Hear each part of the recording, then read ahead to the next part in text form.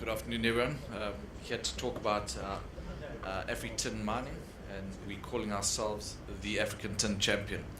So, just to your disclaimer to make the guys at the London Stock Exchange happy. So we are, excuse me, we are the only pure play listed tin company in London on the AIM exchange. As I said, we are wanting to become the African Tin Champion. Why we like it? Obviously, our four sort of overlying objectives when we're looking at a project are, what is the underlying commodity. Tin is a lesser known commodity, but we believe it's the right commodity to be in at the moment. We always look for low cost curve, early production, and scalable. And in Afritin, in our portfolio of assets, we have all of that. So just a quick overview. So we floated the company in November 2017 as a result of the demerger from Bushveld Minerals. We had a really good uptake of new shareholders coming in. And we raised about £10 million, and the share price has been consistent, and the tin price, more importantly, has been very buoyant since we've listed. We've got a really strong team. We've put together a really strong board of directors. Some of the names that are in there are real sort of heavyweights in the mining industry, and rather than relying on sort of consultants, we've actually also brought our team in-house. So we've got a really strong team, and a team that we believe can really deliver value to our shareholders. We're based in Namibia. It doesn't need much introduction. Really, a really great place to be, and probably one of the top African jurisdictions to be a miner. Just to talk a little bit about tin and where things are in the market. So everybody obviously associates tin with your tin cans and that, but the market's moved on quite considerably. So all your electronic equipment now has tin as a solder, and that's its main use. But it's quite a versatile metal. The only other natural substitute for tin is lead. So and with people moving away from lead-based products, tin's obviously taken up the mantle there.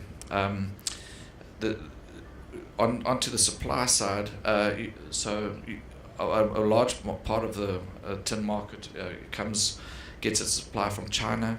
A lot of the traditional mines in the world are running short of resource and grade, as is quite common with a number of other base metals.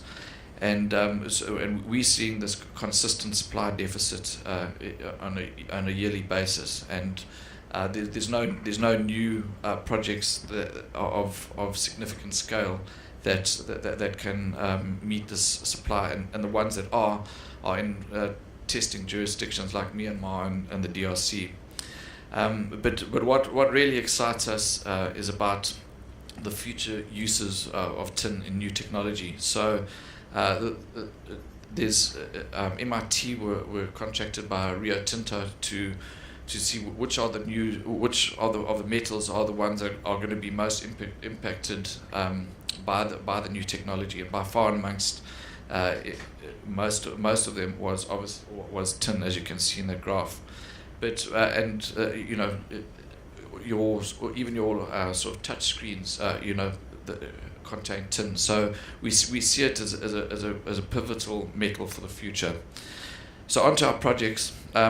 We've got projects in the Bushveld, but our flagship asset is in the Damaraland in Namibia. Our flagship asset being the Weiss tin mine. So Weiss was at one stage the largest hard rock open cast tin mine in the world. It was operated for many years by Iscor. It's the geology of Namibia is quite unique. You've got these pegmatite belts that run for 200 kilometers inland, and within these pegmatites is a whole smorgasbord of different metals. The most important, obviously, for us being tin, but no less important is things like tantalite and lithium. So just a bit of history. So the mine was mined continually from about the 60s until the late 90s, when the tin price dropped out of bed. There is a historic resource in place that came up with a 70-year mine life. So placing this as one of possibly the biggest tin mines in the world. This was non-JORC compliant. And unfortunately, these days, as a result of various things, we have to obviously put out a JORC statement. So we're busy working on that.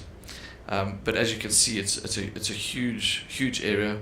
We're fully permitted, full mining licenses. We've also got adjacent licenses, but the main focus being the ML134. So what we've done is we've taken a lot of the historic data, we've plugged it all into a leapfrog model, and we've come up with the historic resource that they really drilled out quite successively, and we're busy doing a confirmatory drilling process, and we'll be releasing a JORC compliant resource in the coming months.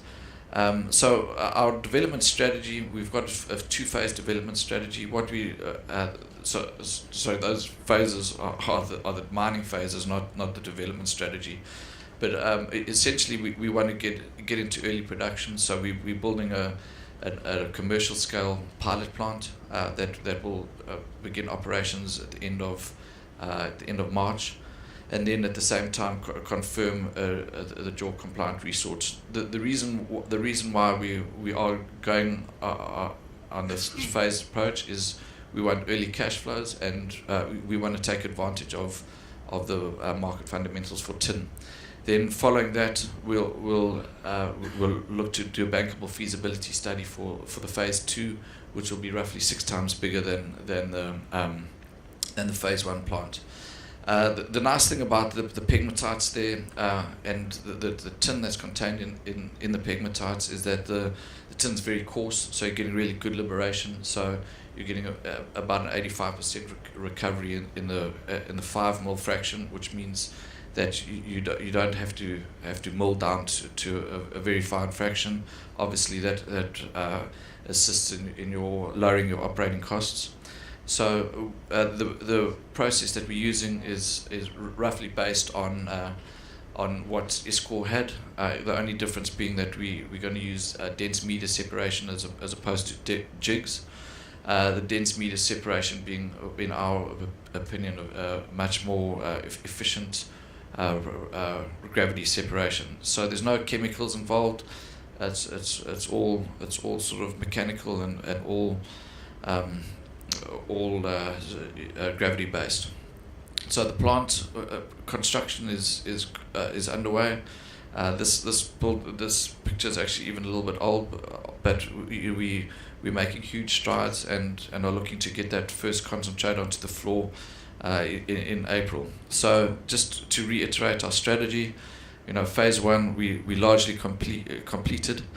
Phase 2, we want to really expand this and become one of the biggest tin mines again in the world, and obviously it's all about revenues. So the more we can put out there, obviously the better the revenues. So I think that's my time up, but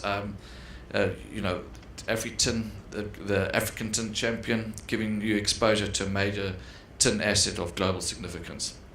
Thanks a lot.